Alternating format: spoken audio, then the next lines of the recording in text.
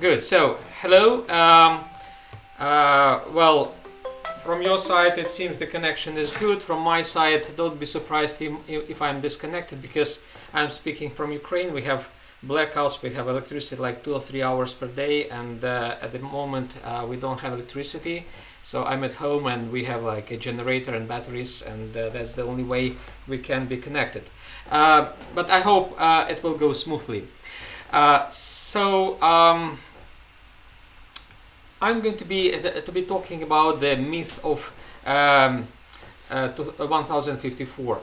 I will give you a historical overview to demonstrate how kind of symbolic is this date. Not really. Its weight nowadays is much stronger than it used to be in the 11th century.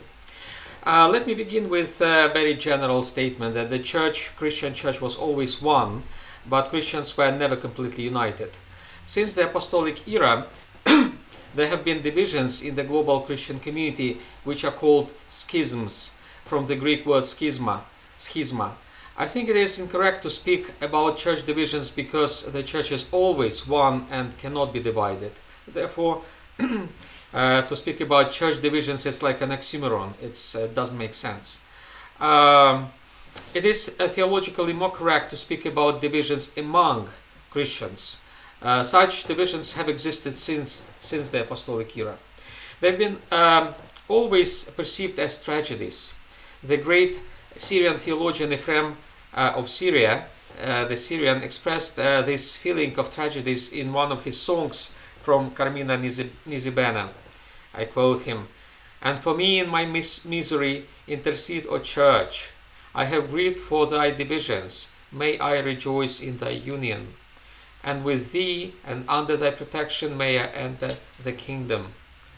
It is easy for Ephraim to provoke, from the Ephraimian perspective, to provoke a division, but very difficult to heal one. Nevertheless, God has the power to bring the church back to unity. And I quote Ephraim, the Syrian, "Lord, for a surgeon it is simple to cut off a limb, but it is not easy for him to fasten it back in its place. But for thee, Lord, both are easy, for thou art God." End of quote.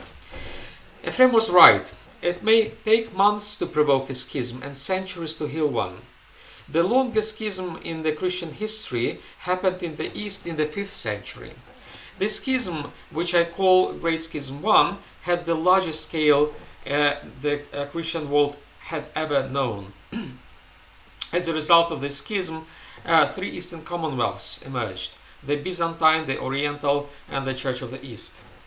This schism triggered a series of events, eventually leading to the Second Great Schism, the division between the Eastern and Western churches. It is commonly believed that this schism happened in 1054.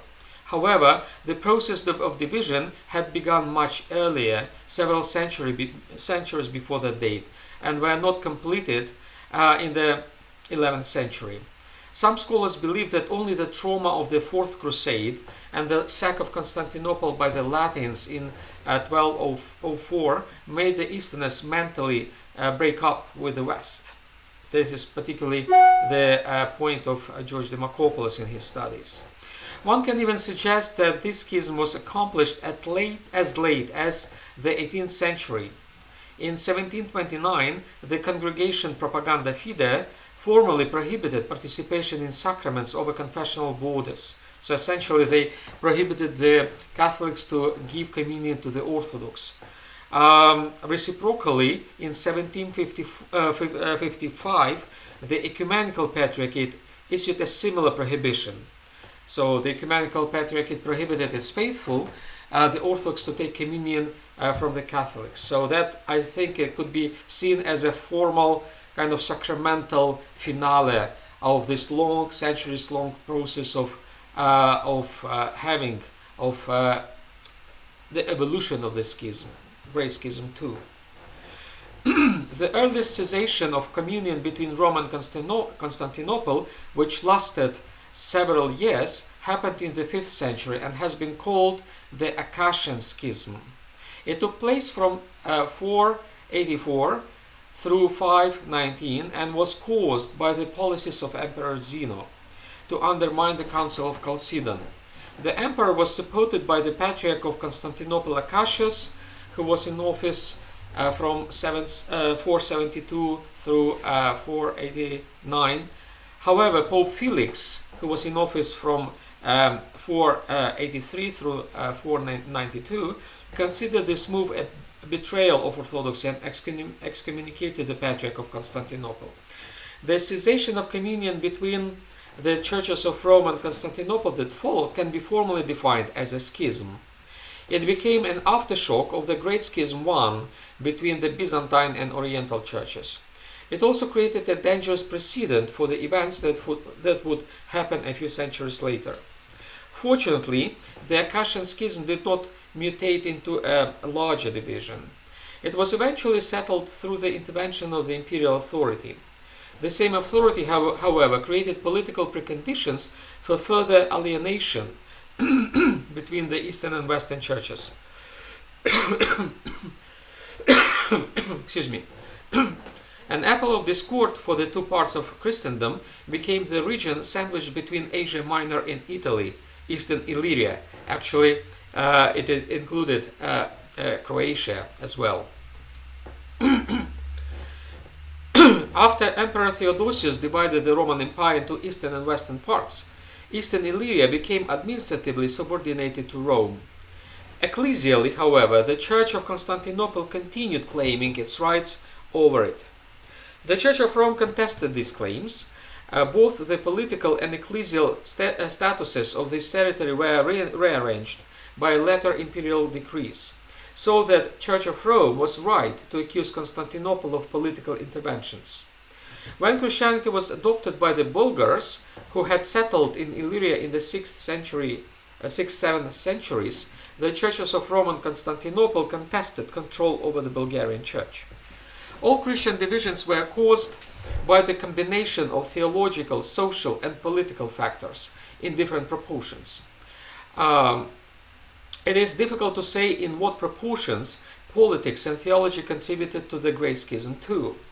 The issue of Eastern Illyria was one of the political factors, while the controversy about Filioque was one of the theological factors of the schism. I will not analyze the theological side of Filioque, but will stay on its political side. It had to do with the imperial ideology of the time. Let me make a footnote let me say a few words, or rather sentences, about the political aspect of Filioque. The universal political tenet of the time was that there could be only one empire, and that empire was Roman. The Byzantines believed that their emperor was the true and only Roman emperor, the ruler of the world. The Franks, a new power consolidating Western Europe, initially accepted such a role of the Byzantine Basileus. However, at some moment they demonstrated an ambition to appropriate the imperial status for themselves. Charlemagne made a decisive step in this direction when he was crowned by Pope Leo III on Christmas 800 as Imperator Romanorum. Coronation by the Pope, however, was only a part of the legitimization of the Frankish ruler as emperor. According to the aforementioned political philosophy of the time, there could be only one Roman emperor in the world. Therefore, to complete his own legitimization as an emperor, Charlemagne had to delegitimize the Byzantine emperors. So this process of emergence of a new emperor had two sides, kind of boosting my own legitimization and delegitimizing my opponent, another contester, another pretender for this position. In other words, to become a legit emperor, Charlemagne had to prove that the emperors of Constantinople had lost their legitimacy.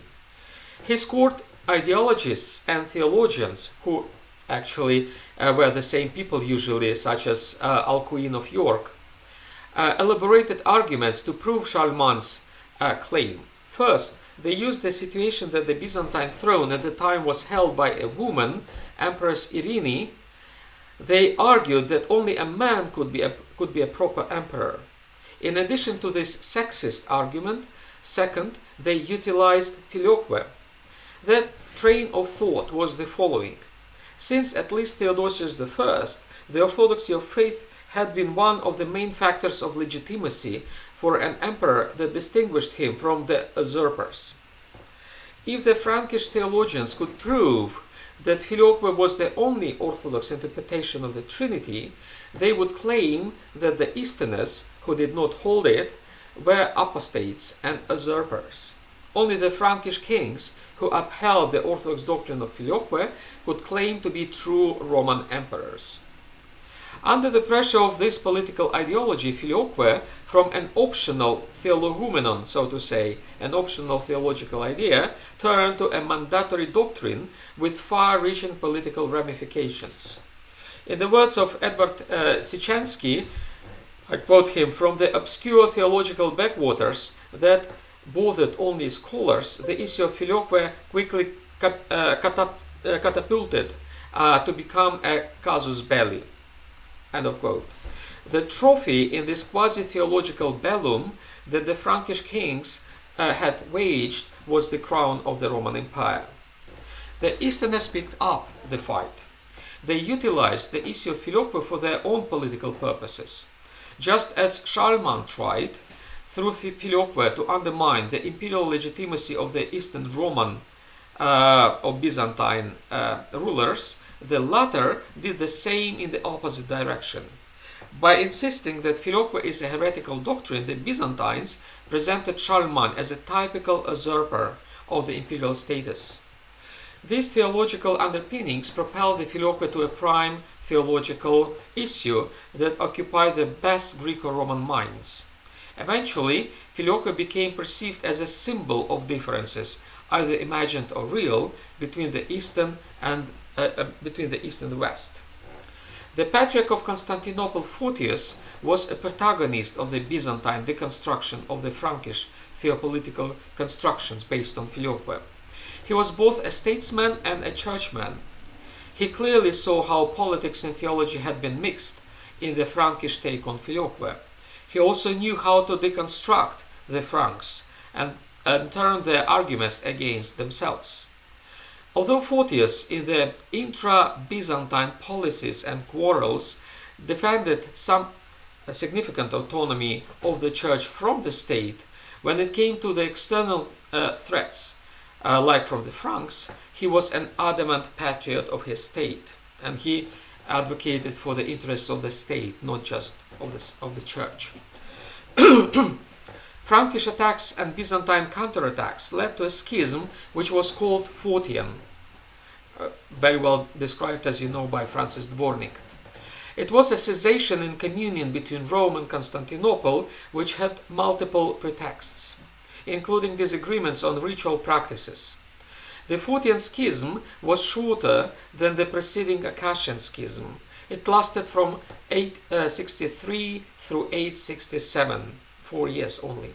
However, during the Photian schism, most arguments were elaborated upon, which later would be utilized for a much longer schism. The Akashian and Photian schisms set unfortunate precedents for the great schism between the Eastern and Western churches that lasts to our days. Before the Photian schism, a rich diversity of beliefs and practices was tolerated in the Eastern and the West. The schisms reduced the space of pluralism and tolerance. Each side now insisted that only its practices and beliefs were right, and the other was wrong, even though they did not bother themselves with such differences earlier. In this polemical spirit, Photius drafted a catalogue of the assumed Western mistakes. He disseminated it among his peers, the patriarchs. In his encyclical letter to the Eastern Patriarchs sent in 866, Photius informed them about the activities of the Western missionaries in Bulgaria. Among the unacceptable Latin practices and beliefs, Photius listed fasting on Saturdays, celibacy of priests, chrismation by bishops, and finally the Filioque. Surprisingly, this list misses an issue that was really divisive. Moreover, it underpinned most other divisive issues between the East and the West. This was the issue of primacy. The Western theologians interpreted the primacy of Roman bishops as a divine institution established by the divine right. They called it ius divinum, the divine right.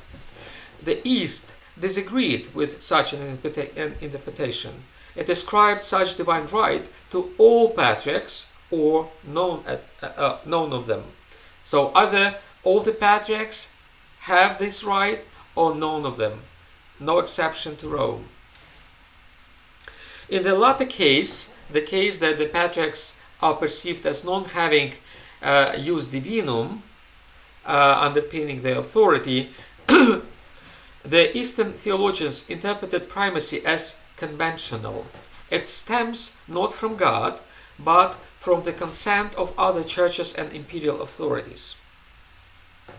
The East also disagreed with the Western interpretation of primacy as based on the identification of the Roman See with the universal church. The Western discovery of Aristotle and his categories apparently facilitated such an identification. The basic distinction with which the Aristotelian logics enriched Christian theology was the one between commonality and particularity. Medieval Western ecclesiologists effectively identified the Roman See with the common nature of the Church, while they regarded other local churches as particularities of this nature. They also adopted the Neoplatonic outlook on the category of commonality as more important than the category of particularities. Such an outlook corroborated the growing Western consensus that the Roman Church was more important than other local churches, including the Patriarchate of Constantinople. Such ideas can be traced in several documents and practices of the time. One of them is Donation of Constantine, a forgery produced in the 8th century. It tells a legend that Pope Sylvester cured Emperor Constantine of leprosy and baptized him. In return, Constantine granted the Pope primacy over the universal church. The idea of the Roman universal jurisdiction was implemented in the Western Church policies during the Fourth Crusade. After the Latins occupied Constantinople, the Pope appointed a new patriarch of the patriarchal city, of the capital city, under his jurisdiction. This move corresponded to the Western perception of the Roman Church as embodying the universal church. After the Byzantines restored their control over Constantinople, the Roman popes continued treating the patriarchs of Constantinople as their own subjects. In medieval Roman ecclesiology, the idea of Rome as the quintessence of the universal church became linked with the idea of particular salvation. I distinguish between the idea of universal salvation given to the entire humankind and particular salvation appropriated by everyone through the synergy with the divine grace, and thus appropriating salvation for him or herself.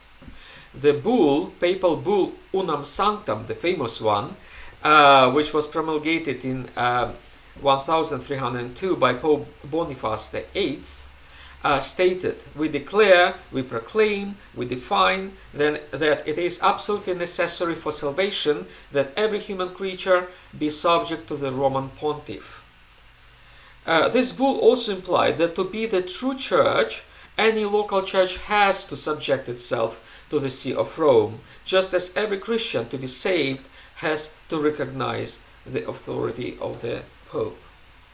Both ideas did not make sense to the Easterners. On the one hand, they also believed that particular salvation is possible only in the universal church. On the other hand, since the Church of Rome was for them a particular church, to confine salvation to only one particular church would be dangerous for salvation. Roman claims reduced the availability of salvation. It was if someone would say that one can be saved only in the Church of Alexandria and not in the Church of Antioch, for example. The Easterners, thus, objected to the Western claims for universal jurisdiction on the soteriological grounds. This framework may help us better understand the story of anathemas in 1054. At the turn of the second Christian millennium, neither the East nor the West could tolerate anymore their growing differences in interpreting primacy and jurisdictions. In 1009, the Patriarch Sergius II of Constantinople and Pope Sergius IV of Rome stopped commemorating each other. This was called the Schism of Two Sergii. It was a prelude to more dramatic events some 50 years later. A chain of events was triggered when Pope Leo IX sent to Constantinople Cardinal Humbert of Silvia Candida with a mission to secure Byzantine help against the Normans ravaging papal dominions in Italy. Although not a remarkable theologian, Humbert was a zealot of the new Roman ecclesiology described earlier. On the margins of the political negotiations at the Byzantine court, the papal legates discussed some theological issues, including the Western practice of using unleavened bread in the Eucharist. At that time, this issue seemed to be the most discussed in the theological exchanges between the East and the West. Such exchanges were routine rituals performed during political missions like this one. Theological discussions did not go well. They were exacerbated by bad personal chemistry between Humbert and Patriarch Michael I Cerularius. The Patriarch demonstratively mistreated the papal delegation. The unnerved cardinal did not grant it to Cerularius. On July 16th, 1054, he rushed to the Cathedral of St. Sophia before the patriarchal liturgy started and placed on the holy table the bull of excommunication of Michael and some other hierarchs close to the Patriarch. After that, the Roman delegation promptly left the city. They were fearing the retaliation, justifiably so. However, Humbert could not anathematize a patriarch in the Pope's name because Pope Leo IX, who had sent him, was already dead. Humbert acted in a fit of hysterics. He also wanted to demonstrate that he meant it when he insisted on the Roman prerogatives early in the discussions. Now he was applying these prerogatives in practice. The same hysterical was the Constantinopolitan reaction. Patriarch Michael Cerularius, immediately convened an Endymusa Synodos, the so-called ad hoc synod council, which condemned those who had dared to anathematize the Patriarch. The emperor enhanced this decision with an edict. The primate of the Constantinopolitan Church was as politically ambitious as his Western counterparts. He notoriously wore purple shoes, the imperial color. That is why he presented the assault against him as an attack on the imperial authority. He also identified the patriarchal office with the church as such, a common perception even today. In his eyes, as well as in the eyes of later generations, anathema against the patriarch meant anathema against the church. A minor episode caused by the emotional incontinence of two ambitious hierarchs thus came down to history as a great schism. It was not so much this episode per se as the medieval tendency to equate hierarchy with the church that made the great schism great and possible. Therefore, I believe the ecclesiological underpinnings, the idea that the church is equal to the hierarchy, is the framework that facilitated the schism to happen. And I believe the schism can be undone if we get rid of this medieval identification of the church with the hierarchy of the patriarch that had caused the schism in the first place. In the meantime, Michael Cerularius informed other Eastern patriarchs about what happened in the capital. Not all of them shared Michael's uncontrolled anxiety. Patriarch Peter III of Antioch, for example, tried to calm down Michael and reminded him that the Latins are still our brothers, I quote Peter, even if from rusticity or ignorance they attain the same level of accuracy that we ask of our own people. End of quote. Another prominent hierarch of the time, Archbishop Theophylactos of Ohrid, also believed that the difference between the East and the West should not become a reason for breakups. He blamed the Eastern zealots who, I quote him, through unmeasured zeal and lack of humility, were quick to bring all sorts of accusations against the West without thinking through them thoroughly. The anathemas of 1054 passed almost unnoticed by the contemporaries. However, they grew enormous in the perception of future generations. Now we see them as a breaking point in the relations between the East and the West. Because of the tremendous symbolic significance of these anathemas in modern perception, there was an attempt to undo them. In December 1965, soon after the historic meeting of Patriarch Athenagoras of Constantinople with Pope Paul VI in Jerusalem in January 1964, the two sees promulgated a joint declaration. It was read synchronically in St. Peter's Cathedral in Rome and the Patriarchal Cathedral of St. George in Istanbul. This declaration was a symbolic gesture. It did not mean to or intend to mean the restoration of communion between the two churches.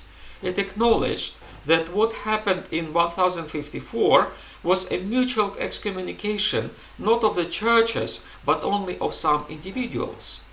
The lifting of anathemas was appreciated by many in both churches as a token of the restoration of trust between them, not of the relations yet between them, but at least of trust, which is the first step towards the restoration of communion.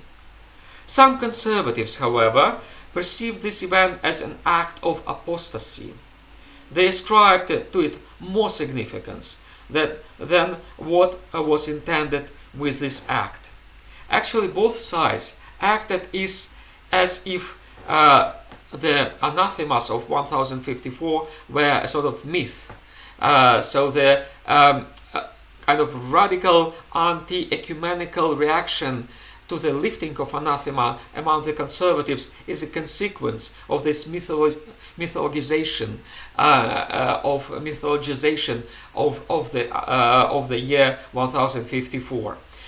Therefore, my kind of last conclusion, by demythologization of 1054, we can facilitate the reception of the lifting of anathemas among those who object this lifting. So it's important to, I believe, to strip this date of unnecessary significance and mythology. Thank you for your attention.